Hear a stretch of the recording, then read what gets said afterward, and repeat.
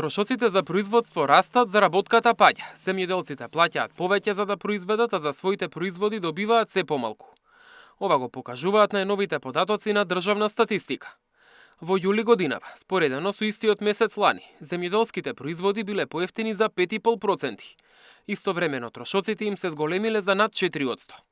Од Агробизнис комората велат дека ваквата состојба создава дополнителен притисок врз земјоделците.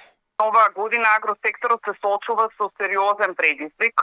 Од една страна производствените трошоци остануваат високи, односно репроматеријалите, тоа се џубривата, заштитните средства, работната сила и механизацијата, а од друга страна кај дел од земјоделските производи откупните цени се пониски од минатата година.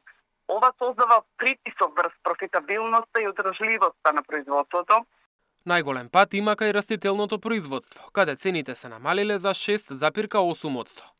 Овошјето и грозјето поевтиниле за 13,2%, а зеленчокот за над 11%.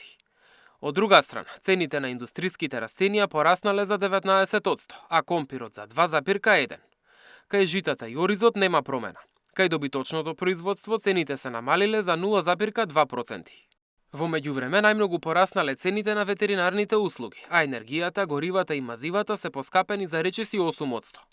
Поскапеле и семињата, минералните ѓубрива и средствата за заштита на растенијата. Уште поголем раст има кај средствата за инвестиции, машините и транспортната опрема. Според Мојсовска, ваквиот тренд не е карактеристичен само за Македонија, туку се забележува и во Европа. Смета дека решението треба да се бара преку заеднички диалог меѓу институциите, производителите, откупувачите и трговците, со цел да се обезбедат стабилно производство, сигурен пласман и приход за земјоделците.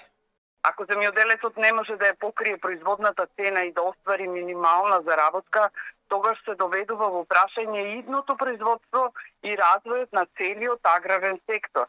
Земјоделството мора да сватиме сите дека не е само бизнис, туку тоа е прашање за храна, за рурален развој и за национална сигурност. Затоа инвестицијата во земјоделецот е инвестиција во иднината на државата. Инаку во Македонија постојано се намалува бројот на земјоделци, ако пред 10 години биле регистрирани над 90.000. Сега таа бројка е околу 65.000. Мартин Арсов, Сител телевизија.